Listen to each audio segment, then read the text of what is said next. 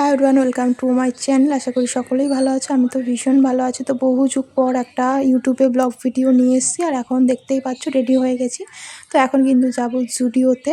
তো অনেক দিন ধরে যেহেতু জুডিওতে সেল দিয়েছে, যেহেতুই যাচ্ছি, তো চলো কন্টিনিউ ভিডিওটা দেখতে থাকো। আর আমি কিন্তু আবারও কন্টিনিউ ভিডিওগুলো করব, তো সবাই একটু সাপোর্ট করো, অবশ্যই লাইক কমেন্ট শেয়ার করে দেবে। দেখো কন্টিনিউ ভিডিওটা। তারপর রেডি তো হয়েছি, যেহেতু একটু আয়নাতে তো একটু দেখতেই হবে, আর ভিডিও ক্লিপ তো অবশ্যই নিতে হবে।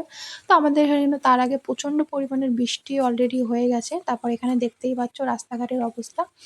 আর অনেকটা পরিমাণে কিন্তু আমি অনেকক্ষণ, প্রায় 1 ঘন্টা আগে রেডি হয়ে বসেছিলাম। তারপরে কিন্তু বাড়ির থেকে ফাইনালি বেরিয়েছি। ভেবে তো ছিলাম যে আমরা যেতেই পারবো না। তো অনেকটাই পরিষ্কার হয়ে গেছিলো আকাশটা, ওয়েদারটা। তারপর দেখেই বেরালাম। তো রেডি হয়ে তো বেরিয়ে পড়েছি। আর হ্যাঁ, ট্রেনের টাইমটা দেখেই বেরিয়েছি, যেহেতু আমাদের বাড়ির থেকে স্টেশন মাত্র 3 থেকে 4 মিনিট লাগে। তো এখানে তার আগে দেখে নিলাম যে সিগন্যাল হয়েছে নাকি। দেখলাম যে না।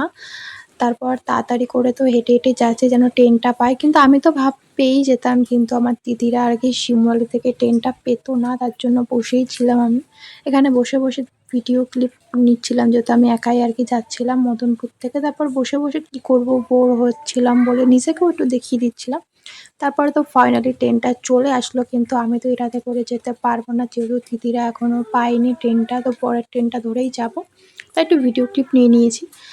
তখনও কিন্তু ওরা এসে পৌঁছায়নি আর কি। আর দেখো আকাশের ওয়েদারটা, তখন প্রায় 6টার বেশি বেজে গেছে, তা ওয়েদারটা কত সুন্দর লাগছিল, মানে আকাশটা দেখতে।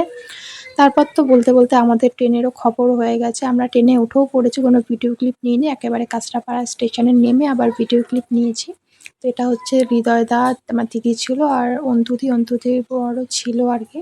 তো তারপর সোজা নেমে টোটো থেকে জুডিওতে চলে গেছি। আর হ্যাঁ, এটা কিন্তু কাঁচরাপাড়ার জুডিও। খুব বেশি কালেকশন ছিল, কিন্তু দামটাও সেরকম ছিল, মানে সেল দিয়েছে না কি দিয়েছে এখানে বোঝাই যাচ্ছে না, মানে এত বেশি দাম ছিল। আর এইগুলো সেম কোয়ালিটি কিন্তু আমরা কল্যাণীতেও দেখে মানে এসেছিলাম। তো এটা কিন্তু পুরোই ফাঁকা। কেউ যদি মনে করো যে ভিড়ভাট্টার মধ্যে যাবা না, তো এই জুডিওতে কিন্তু আসতে পারো। তো মেয়েদের কালেকশনটা মোটামুটি ছিল, খুব বেশি আহামরি বলবো না, মানে কিছুই সেরকম ছিল না, টুকটাক বলতে গেলে। আর দামটা তো মারাত্মক পরিমাণের ছিল। তো আমি তো এখানে কিনতে যাইনি, বাট আমাকে ওরা জোর করেই নিয়ে গেছিলো। বাট জোর করে যেহেতু নিয়ে গেছে, আমাকে তো কিছু কিনে দেবেই, সে জানা কথা। তারপরে আমি টুকটাক কিছু দিক দেখছিলাম, কিন্তু সেরকম মানে ছিলই না বলতে গেলে। তো তারপর আমরা এখানে মেয়েদের কালেকশন থেকে সোজা চলে গেছিলাম মানে জুতোর কালেকশন দেখতে। জুতো মোটামুটি ছিল। তারপর সোজা দোতলায় চলে গেছিলাম ছেলেদের কালেকশন, মানে হৃদয়দা আর কি কিনেছে। তো হৃদয়দাই কিনেছে। তারপর হৃদয়দার সাথেই চলে গেছিলাম। হৃদয়দাই কিন্তু মার্কেট করেছে, আমরা কেউ কিছু জুডিওর থেকে বলতে গেলে নিইনি। আমরা এমনি হকার্স কর্নার থেকে নিয়েছি কাঁচরাপাড়ায়, আর স্টাইল বাজারে ঢুকেছিলাম। তারপর শেষে সেই ভিডিও ক্লিপগুলো নেওয়া হয়নি। আর আয়না দেখবো আমি ভিডিও করবো, সবাই না জুতো সেটা তো দেখছে হবেই গাইস। না। মেয়েদের কালেকশনের এত দাম, বাধ্য হয়ে ছেলেদের কাউন্টারে দেখছে। এদিকে আমার দিদি, হৃদয়দা ওরা, আর আমি বসে আছি। তারপর তো আমাদের কেনাকাটা হয়ে গেছে, মানে যা যা নেওয়া নিয়ে নিয়েছে। একবার লিফটে উঠে পড়েছে। আর এখানে ওরা ভেবেছে আমি ফটো তুলছি, কিন্তু ভিডিও করছিলাম, এটা বুঝতেই পারিনি। এর জন্য সবাই আর কি মানে হাসছিল।